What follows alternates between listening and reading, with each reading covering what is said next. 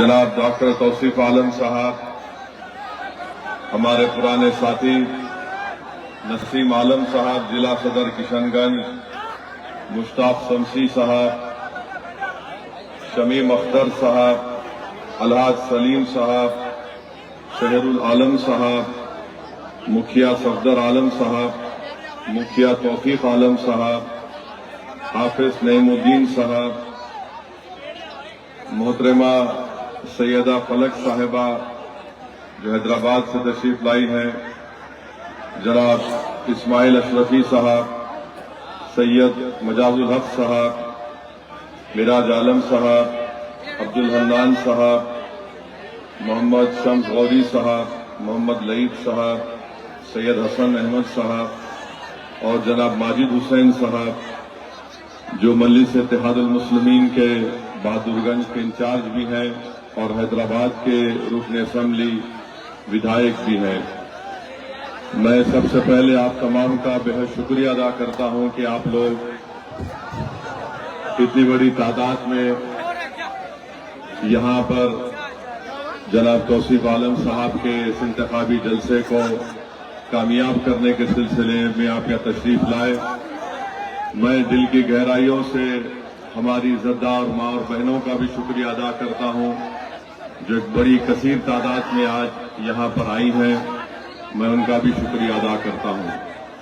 मेरे अजीज दोस्तों और बुजुर्गों, आप जानते हैं कि पिछले 20 साल से बिहार की जनता ने नीतीश कुमार को मुख्यमंत्री बनने का मौका दिया। इस 20 साल में 2 मरतबा नीतीश कुमार अपनी पार्टी में कभी बीजेपी को साथ रखा तो कभी राजद को साथ रखकर तेजस्वी यादव को 2 मरतबा उप मुख्यमंत्री बनाया।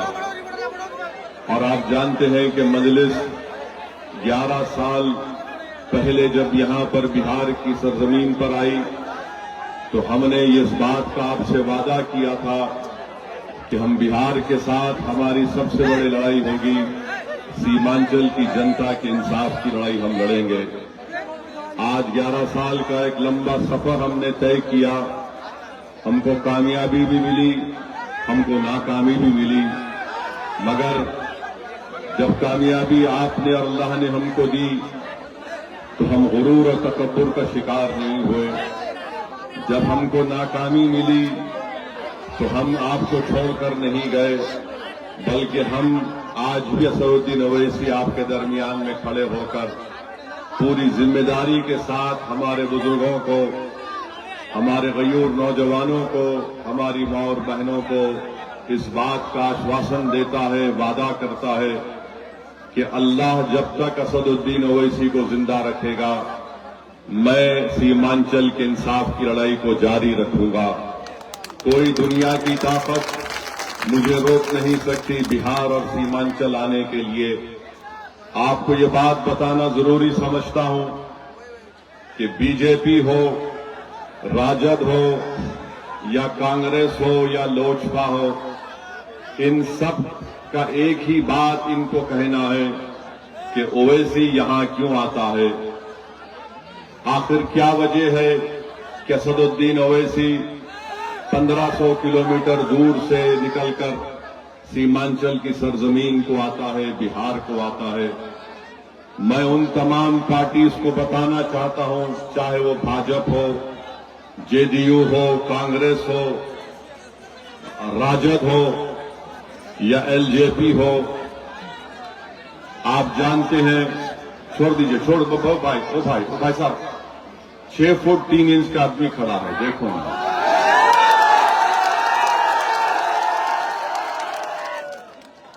हमको देखो तो सुन लो बस थोड़ी देर के लिए। दूसरे हमारे सामने बहादुर ठहरे तो छोटे नजर आते, हमको सुन लो बस, देख लो।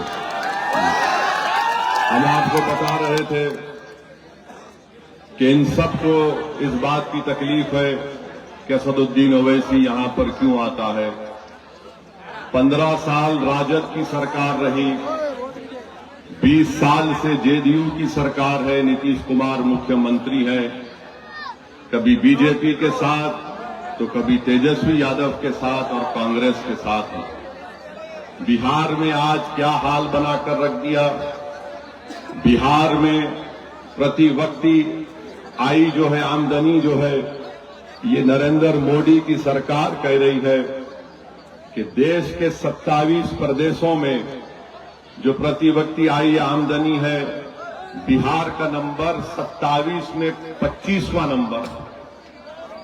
और मैं जिस प्रदेश से आता हूं, वहां पर प्रति व्यक्ति आय भारत में सबसे पहले नंबर पर है। मैं जब वहां से यहां आता हूं, क्यों आता हूं कि मैं ये देखता हूं कि जब तेलंगाना में इस तरह का काम हो सकता है, तो यहां पर सीमांचल और बिहार में क्यों नहीं हो सकता है। 15 साल राजद की सरकार, उससे पहले चले जाइए 20 साल कांग्रेस की सरकार, अब 20 साल से जेडीयू की सरकार है। पूरे देश में 27 प्रदेशों में 25वां नंबर है बिहार का। अब तुम मुझसे कहते हो कि मैं यहां पर क्यों आता हूं। मैं इसलिए यहां पर आता हूं ताकि तुमको आईना दिखाऊं कि तुमने बिहार की जनता को कैसे बर्बाद करने की कोशिश की। फिर आप आ जाइए, हमारी मां और बहनें मेरी बात गौर से सुने। एक मां 9 महीने अपने पेट में एक बच्चे को रखकर जब पैदा करती है, तो वो जो तकलीफ उस मां को होती है जब अपने बच्चा या बेटी को पैदा करती है, वो सिर्फ मां और उसका अल्लाह जानता है, रब जानता है। और इसीलिए हम मुसलमानों को रसूल अल्लाह सल्लल्लाहु अलैहि वसल्लम ने ये कहा, जब किसी सहाबी रसूल के सामने, हजरत अब्दुल्ला इब्न उमर के सामने काबे के तरफ एक बेटे ने अपनी मां को, ज़ईफ मां को गोद में उठाकर काबे का तवाफ किया और आकर अब्दुल्ला इब्न उमर रज़ी अल्लाह ताला ने पूछा कि बताओ कि क्या मैंने अपने मां का हक अदा किया। तो अब्दुल्ला इब्न उमर जो फारूक आजम के बेटे, उन्होंने कहा कि तूने कुछ हक अदा नहीं किया अपनी मां का। जब तेरी मां तुझे जन्म दे रही थी तो तू उसकी इतनी तकलीफ को अदा नहीं किया। और वो मां को मैं बता रहा हूं, उन बेटों को बता रहा हूं, बिहार में जो शिशु मृत्यु दर है, यानी जब मां अपने बच्चे को पैदा करती है, भारत के 29 प्रदेशों में 27वां नंबर है बिहार का। सबसे ज्यादा बच्चे मर जाते हैं मां के पेट से पैदा होने के बाद। और ये तमाम राजद हो, कांग्रेस हो, लोजपा हो, बीजेपी हो, अब एक नई पार्टी है, सब बोल रहे हो ऐसी क्यों आया, अरे इसका जिम्मेदार कौन है बताओ। फिर आप जानते हैं कि स्टंटेड बोलते हैं, यानी उसको हिंदी में बोलते हैं अविकसित बच्चे। क्या नंबर है बिहार का? 29 प्रदेशों में 27वां नंबर है। जो बच्चे बोलते हैं अंग्रेजी में वेस्टेड, बर्बाद बच्चे, बिहार का नंबर कितना? 29 में 27। कितने बच्चे जिनका वजन कम होता है, कि उसमें नंबर क्या है बिहार का? 29 में 27। 20 साल कांग्रेस की हुकूमत, 15 साल राजद लालू परिवार की हुकूमत, 20 साल नीतीश कुमार बीजेपी तेजस्वी की हुकूमत। और ये आंकड़े हैं मां और बहनों, जब आप 11 तारीख वोट डालने जाएंगे, आप जानते हैं कि बच्चे को अपने पेट में रखना, उसको पैदा करना, उस मां से पूछो जिसने 9 महीने पेट में अपने बच्चे को रख के पैदा किया, तो मालूम हुआ कि 4 दिन या 15 दिन के बाद उसका बेटा या बेटी मर गई। ये हाल बिहार का करके रख दिया गया। अब आप आ जाइए, स्कूल में कितने बच्चे हैं बिहार के? पहली क्लास से 8वीं जमात में क्या नंबर है बिहार का? 28 प्रदेशों में 24वां नंबर है बिहार का। और देश के प्रधानमंत्री नरेंद्र मोदी आकर लंबी लंबी फेंकते हैं कि भाइयों बहनों हम सुनहरा बिहार बना देंगे। तेजस्वी कहते हैं कि नया बिहार बनाएंगे। अरे 28 में 24वां नंबर बिहार का है। जो बच्चे स्कूल में फर्स्ट क्लास से 8वीं क्लास में जाते हैं, कितने बच्चे स्कूल छोड़ देते हैं बिहार में? उनका नंबर क्या है? 28 में 24, वह नंबर है बिहार का। अटेंडेंस कितने बच्चे स्कूल को जाते 6 और 13 साल में, बिहार का नंबर 17 है 27 में से। कितने बच्चे स्कूल को जाते हैं 18 और 23 साल में, सबसे कम बिहार का। और ये तमाम के तमाम हमको ही गाली देते हो, ऐसी क्यों आता है, ये आता है। अब आप ये बताइए, आपको जानकर तकलीफ होगी कि बिहार में सिर्फ 9% घर में पानी की पाइपलाइन से पानी आता। 20 साल कांग्रेस की सरकार, 15 साल लालू परिवार की सरकार, 20 साल नीतीश कुमार तेजस्वी मोदी की सरकार, और आप हमको गाली देते हैं। तुम सिर्फ 9% घर में पानी का लाइन लेकर गए और बड़ा दावा करते नल जल। अब आप जब सीमांचल की हम बात करते हैं, सीमांचल में आप देख लो कितना जुल्म सीमांचल में हो रहा है।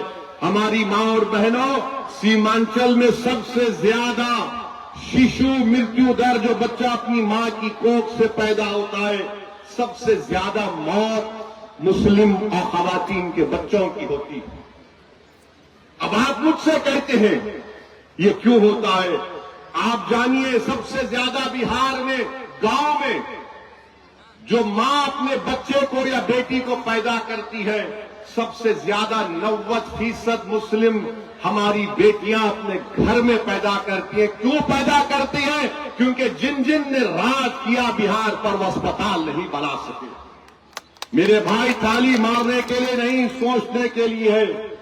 और फिर बिहार के गवर्नमेंट का डेटा है कि गरीबी रेखा के दर से बिहार में मुसलमान 50% गांव में गरीबी रेखा के नीचे जिंदगी गुजारते हैं, शहर में 44% गुजारते हैं। ये किशनगंज का जिला है, यहां पर खवानगी का तनासुब खाली 55% है। 55% किशनगंज में है। और बच्चे जिसको मैंने अभी आपके सामने रखा, किशनगंज जिले में जिसको कहते अविकसित बच्चे, कितने हैं किशनगंज में जिला में? 50%। गरीबी कितना है किशनगंज जिला में? 44%। और कितना इलाका इस किशनगंज का जो सैलाब आता है, कटाव होता है, 55% इलाका जिले का सैलाब आता। और ये सब के सब हमको गाली देते हैं। अबे यार, तुम लोग इतने साल हुकूमत करे, 20 साल कांग्रेस ने किया, 15 साल लालू परिवार ने किया, 20 साल नीतीश कुमार, नरेंद्र मोदी, तेजस्वी यादव ने किया, और तुम हमको बोल रहे हो। मैं तुम्हारे मुंह पर ये फेंक रहा हूं, अगर गीरत है तो तुम बहादुरगंज या सीमांचल में वोट मांगने मत आओ। तुम लोग, तुमने धोखा दिया इस जनता को, तुमने धोखा दिया इस जनता को। और आज हमको बोलते हैं कि क्यों आ रहे हैं? इसलिए आ रहे हैं ये नाइंसाफी को खत्म करने के लिए। हम कब तक तुमको वोट डालकर हमारे माओ जो बच्चे पैदा करते हैं उनकी खबरों पर तुम अपने इक़्तिदार के महल तामीर करोगे? हमारा बच्चा बेटी स्कूल को नहीं जाता, उनका मुस्तकबिल बर्बाद हो गया। अब अगर तुम्हारी औलाद का बेटा मुख्यमंत्री बनेगा, ये नहीं हो सकता है भाई। ये लड़ाई बराबरी की है, ये लड़ाई सम्मान की लड़ाई। मजलिस इत्तेहादुल मुस्लिमीन लड़ रही है, सीमांचल के इंसाफ की लड़ाई मजलिस इत्तेहादुल मुस्लिमीन लड़ रही है। ये बात बताने के लिए असदुद्दीन ओवैसी आज आपके दरमियान में आया, और हम आपसे वादा करके जा रहे हैं कि इंशाअल्लाह ताला, अब आप देखिए, सीमांचल की हम बात कर रहे थे ना, आपने नरेंद्र मोदी को सत्ता दी, 3 मर्तबा प्रधानमंत्री बनाया, नीतीश कुमार को सत्ता दी, 20 साल मुख्यमंत्री, आपने लालू परिवार को सत्ता दी, 15 साल मुख्यमंत्री, 20 साल में 2 मर्तबा तेजस्वी मुख्यमंत्री। अब बताओ सीमांचल में क्या किया, सीमांचल में क्या किया और पटना में क्या किया? आप देख लो, पटना में एम्स है, पटना में IIT है, NIT है, NIFT है, NLU है, PMCH है, NMCH है। राजगीर और गया में IIM है, सेंट्रल यूनिवर्सिटी है, नालंदा यूनिवर्सिटी है, बिहार पुलिस अकादमी है। और सीमांचल में क्या है? एक किशनगंज में अलीगढ़ मुस्लिम यूनिवर्सिटी का टीन और एस्बेस्टस के शेड पर चलने वाला एक सेंटर है। यानी जो कुछ होगा उधर होगा। और पटना से सीमांचल की दूरी 300 किलोमीटर की है। ऐ दिल्ली और पटना में बैठने वालों, इख्तिदार पर बैठकर सीमांचल की जनता से जुल्म करने वालों, तुम इतना सब बना दिए पटना और राजगीर में, तो सीमांचल ये इंसानों की बस्ती है। यहाँ पर हिंदू भी है, मुसलमान भी है, दलित भी है, सब है यहाँ पर। आखिर क्यों तुमको सीमांचल से इतनी नफरत है? बताओ क्यों तुमको नफरत है? इतना सब तुमने बना दिया, क्या क्या बना दिया तुमने पटना में। मोदी को 3 मर्तबा प्रधानमंत्री बनाया तो मोदी का दिल अटका हुआ रहता अहमदाबाद में। लालू परिवार को मुख्यमंत्री बनाया तो उनका दिल अटका हुआ है एक ही बेटे में। नीतीश कुमार को मुख्यमंत्री बनाया तो उनका दिल अटका हुआ है राजगीर में। अब बताइए क्या होगा सीमांचल का फिर? और फिर बीजेपी क्या बोलती है? सीमांचल में घुस बैठी है, सीमांचल में घुस बैठी है। हमारे शेरशाहवादी भाइयों को कहते हैं, वो उनका एक मिनिस्टर आकर कहा बढ़िया बढ़िया लोगों को घुसपैठी कह दिया। नरेंद्र मोदी की सरकार के मंत्री शेरशाहवादी बढ़िया जबान बोलते हैं, मगर बढ़िया इंसान भी है वो।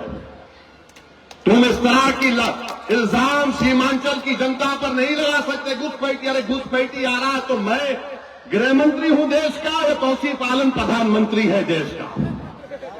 तुम्हारी नाक के नीचे अगर कोई आ रहा है तो तुमको इस्तीफा देना पड़ेगा। तुम सीमांचल की जनता पर इस तरह का इल्जाम नहीं लगा सकते। तुम सीमांचल में क्यों नहीं काम करवाया बताओ? इतना सब तुमने पटना राजगीर में खोल दिया, सीमांचल में क्या खोला? तो बोलेंगे एयरपोर्ट खोला। अब वो लड़ के खोलना पड़ा।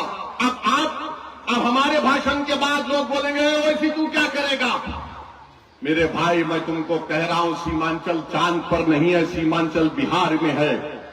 और हम ये करना चाहते हैं कि सीमांचल में एक फास्ट ट्रैक एक ट्रेन चले दिल्ली सीमांचल से। किसको नहीं आ रहा आवाज? हमारी आवाज नहीं आ रही? अच्छा, फोन पे नहीं आ रही? ना कोई फोन नहीं लगेगा, सिर्फ कनेक्शन ओवैसी से पैदा हो गया। कोई फोन नहीं, अब कोई लगा, खाली हमारी आवाज चलेगी। तो ट्रेन चलना चाहिए दिल्ली सीमांचल, एक रेल लिंक चाहिए। और दिल्ली पटना किशनगंज अरारिया वंदे भारत चलना चाहिए। अच्छा, फैक्ट्री क्यों नहीं लगती? हम ये मुतालबा करेंगे, हम करवाएंगे NH-31 NH-57 पे फैक्ट्री लगे और लगाएंगे इंशाअल्लाह ताला। और हम सीमांचल में, सुनो, सीमांचल में 100 से ज्यादा कम्युनिटी क्लिनिक का मुतालबा करेंगे और बनाएंगे इंशाअल्लाह ताला। जहां पर डॉक्टर दवा नहीं है इंतजाम करेंगे, सरकार में आएंगे, सरकार को दबाएंगे, इलाज करेंगे सरकार का, ताकि सीमांचल की जो गरीबी का खात्मा हो सके इंशाअल्लाह ताला। और फिर हम लड़ेंगे 3000 करोड़ रुपए लेकर, कोसी का जो वो नदी का एम्बैंकमेंट है उसको मजबूत किया जाएगा। कम्युनिक आजकल फोन में ऐप मालूम ना, उस ऐप के जरिए से अगर सैलाब आ रहा तो इत्तला देने का इंतजाम मजलिस करवाएगी। और फिर खरीदी का सेंटर किशनगंज और अरारिया में खुलाया जाएगा इंशाअल्लाह ताला।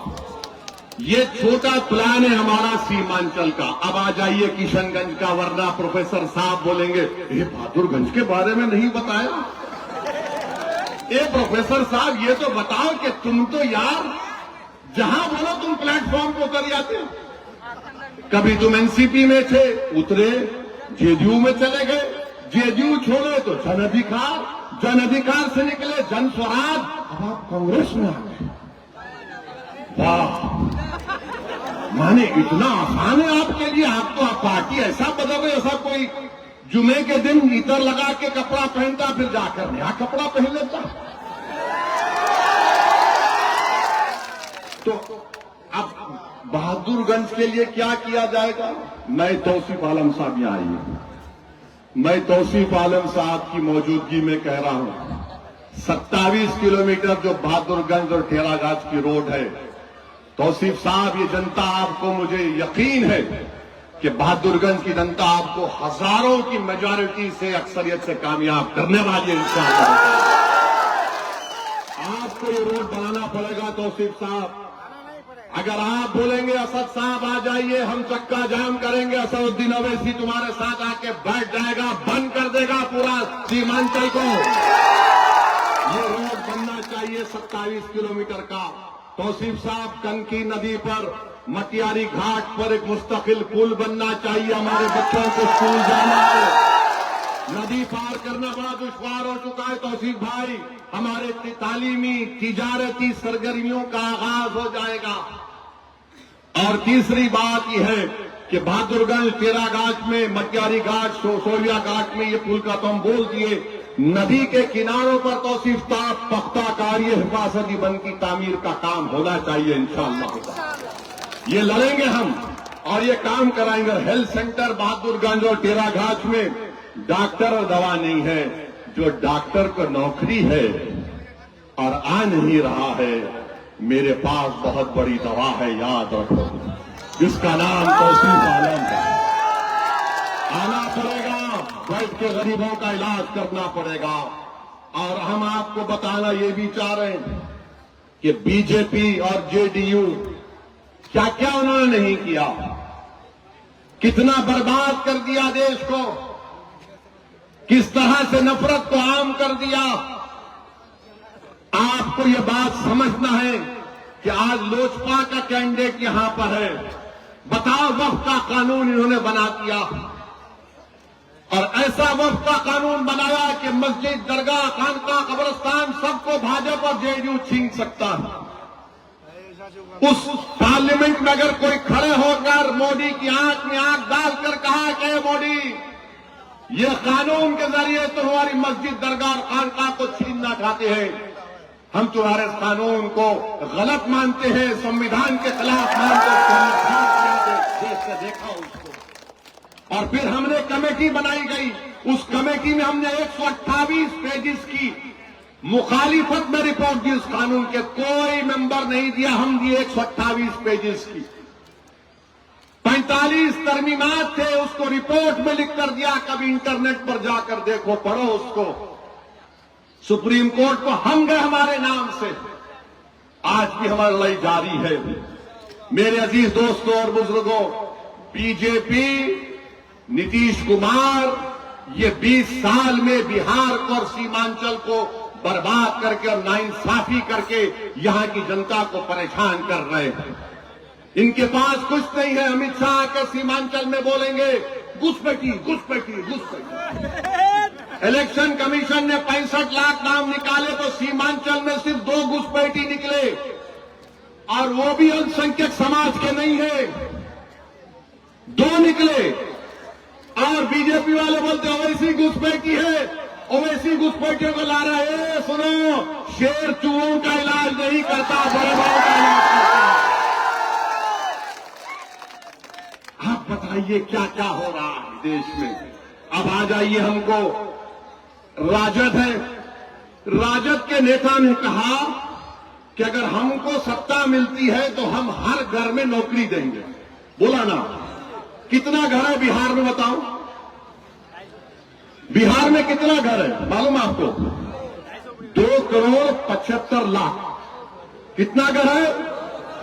2,75,00,000। यानी 2,75,00,000 जनता को नौकरी देना पड़ेगा ना। भारत सरकार के पास कितना नौकरी है? भारत सरकार के पास कितना गवर्नमेंट में नौकर है मालूम आपको? पूरा भारत सरकार के पास 55 मंत्रालय हैं। नौकर कितने हैं? 30,50,000। पूरे भारत सरकार में नौकर है 30,50,000।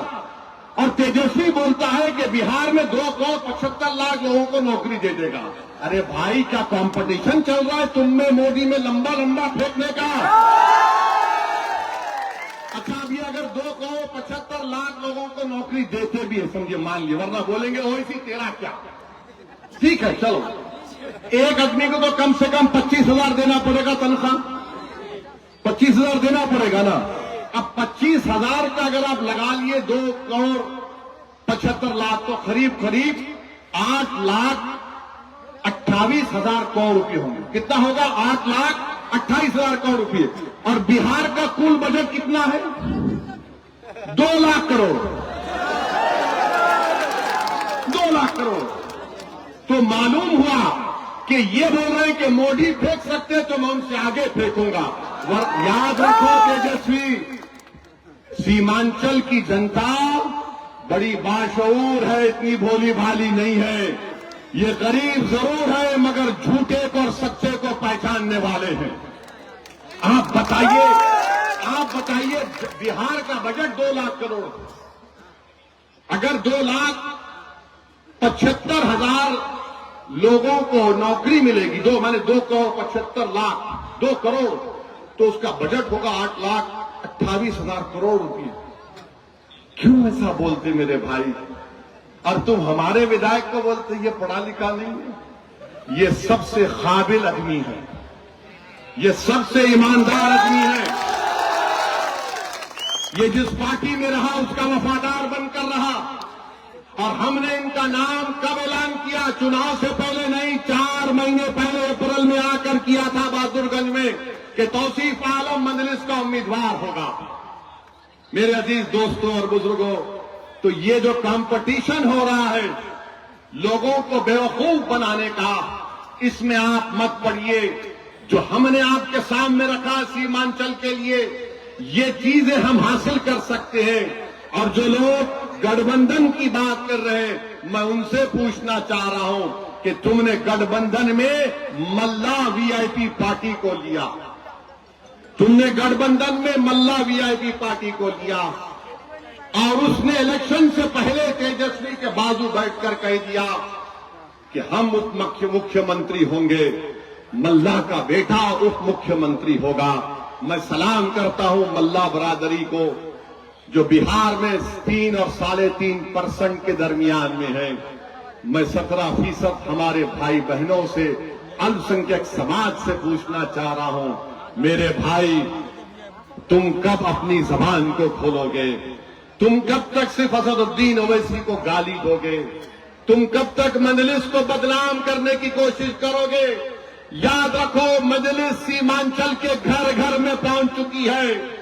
मजलिस सीमांचल के नौजवानों, बुजुर्गों के और मां और बहनों की दुआओं में शामिल हो चुकी है। तुम्हारी गाली और तुम्हारी झूठ से फर्क पड़ने वाला नहीं है। इस सरजमीन पर इनकलाब लिखा जा चुका है और इनकलाब आएगा इंशाअल्लाह ताला। तुमने मजलूमों को दबाया, अब वही गरीब का बच्चा खड़ा होकर इंशाअल्लाह ताला क़यादत करेगा। मैं बहादुरगंज तेरागाछ में खड़े होकर कह रहा हूं, क्या तुमको तौसीफ आलम के बाप का नाम मालूम है? क्या तुमको तौसीफ आलम के वालिद का नाम मालूम है? अब मैं तुमसे कह रहा हूं, जब एक मल्ला का बेटा उप मुख्यमंत्री बन सकता है तो क्या जमशेद आलम का बेटा मुख्यमंत्री नहीं बन सकता? क्या आदम का बेटा मुख्यमंत्री नहीं बन सकता? क्या मोहम्मद का बेटा मुख्यमंत्री नहीं बन सकता? क्या अबू बकर का बेटा, उस्मान का बेटा, उमर का बेटा, अली का बेटा मुख्यमंत्री नहीं बन सकता? क्या फातिमा का बेटा मुख्यमंत्री नहीं बन सकता? बन सकता है, मगर शर्त यह है कि आपको इत्तेहाद को मजबूत करना पड़ेगा। अगर आप ये डर डर कर सोचते रहेंगे अरे कैसा अगर होगा, मेरे भाई हम आपके ख्वाबों को पूरा करेंगे इंशाअल्लाह ताला। अल्लाह हमारे साथ देगा और अल्लाह हमको कामयाब और कामरान करेगा। लोग ये बोलते हो वैसे ही तुम यहां क्यों आए? अरे मैं यहां पर आपको मुख्यमंत्री, आपको ताकतवर बनाने आया। अगर अख्तरुल ईमान अब्दुल रशीद सिद्दीक का बेटा नहीं बन सकता, बन सकता है। जब 3.5% वाला कहता है कि मल्ला का बेटा बनेगा तो 17% का हर नौजवान, हर मां बोलेगी मेरे बेटे को क्यों नहीं बन सकता? मेरा बेटा भी बन सकता है, मेरी बेटी भी बन सकती है। अब ये हम जब बात करते हैं तो इन सबको पेट में दर्द शुरू हो जाता है। ये क्या बात कर रहा है? बराबर हिस्सेदारी की बात होगी, सम्मान की बात होगी। तो आपसे अब अपील करने आए हैं कि 11 तारीख के दिन बहादुरगंज में हम आपसे गुजारिश कर रहे हैं कि अपना एक कोट बहादुरगंज के विकास के लिए, सीमांचल के इंसाफ के लिए और सामाजिक न्याय बिहार में हासिल करने के लिए हम आपसे अपील कर रहे हैं कि आप मजलिस इत्तेहादुल मुस्लिमीन के उम्मीदवार को कामयाब करें। मेरे भाई 20 साल नीतीश कुमार के, मोदी और तेजस्वी के साथ, 15 साल लालू परिवार को इख्तिदार मिला, कांग्रेस को 20 साल मिला। एक मर्तबा आप पूरी ताकत के साथ मजलिस को मजबूत कर दीजिए। और मैं आखिर में हमारे अंजार नईमी साहब को भी अपनी तरफ से सलाम अलैकुम बोलना चाहता हूं। अंजार नईमी साहब, मेरा दिल आज भी साफ है। मेरी लड़ाई तुम्हारे से नहीं अंजार नईमी, मेरी लड़ाई उन लोगों से है, उन जालिमों से है जिन्होंने जनता के ख्वाबों को चकनाचूर करने की कोशिश की थी। मेरी लड़ाई तुम्हारे से नहीं अंजार नईमी, मेरी लड़ाई उन जालिमों से है जिनके दिल फरेब झूठी बातों को तुमने तस्लीम कर लिया। मैं हमेशा लड़ता रहूंगा जालिमों से। मैं इख्तिदार की कुर्सियों पर बैठने वालों से पंजा आजमाई करता रहा और करता रहूंगा इंशाअल्लाह ताला। और याद रखो, मैं ताकत को देखकर डरता नहीं, बल्कि ताकत को देखकर कहता हूं कि अल्लाह की ताकत सब पे गालिब होने वाली और उस पर भरोसा करके मुकाबला करता हूं। तो 11